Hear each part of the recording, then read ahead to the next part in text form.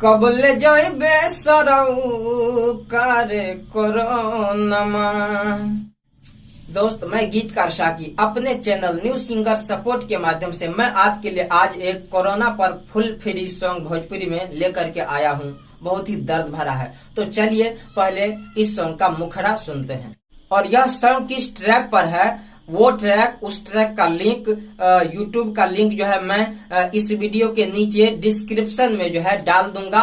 Headphone के लोगो के साथ डाल दूंगा ताकि आप समझ सके। हेडफोन जहां पे होगा उसी के बगल में जो लिंक होगा यूट्यूब का, वही इस ट्रैक का लिंक होगा कि ये किस ट्रैक पर गाना है। तो चलिए मुखड़ा सुनाते हैं। केहू के चल गइले सजनवा में हरियारो अवतारी, ऊ कैसे पोसल जाई ना रहली जकर महतारी। कितना भीगता आँखिया, कितना भीगता लोर से नयनमा। कबले जइबे सरऊ करे कोरोनमा। कितना छोड़ के गइले तहरे करानमा। कबले जइबे सरऊ करे कोरोनमा। तो दोस्त, यह था इस गाना का मुखड़ा। अब चलिए आपको इसका पहला अंतरा सुनाते हैं।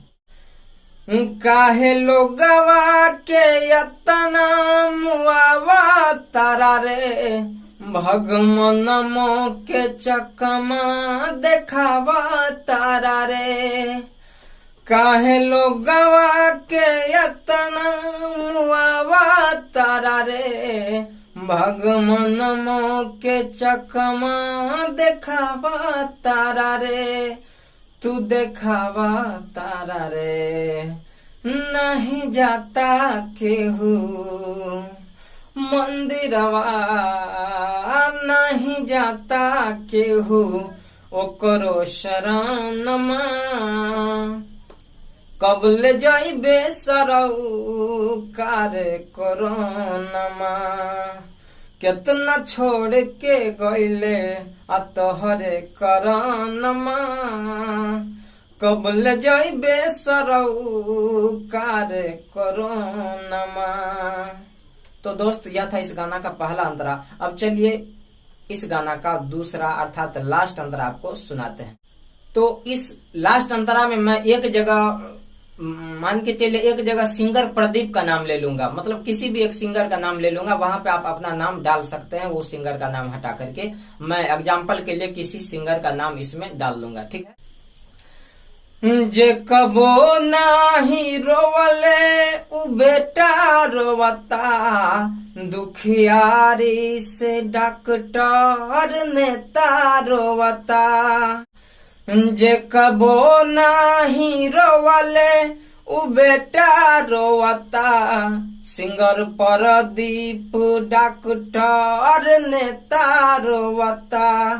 देख नेता रोवता, का तू सबके लेके जइबे रे, का तू सबके लेके जइबे परानमा। कबले जइबे सरऊ करे कोरोनमा। कितना छोड़ के गइले तोहरे करानमा। कबले जइबे सरऊ करे कोरोनमा।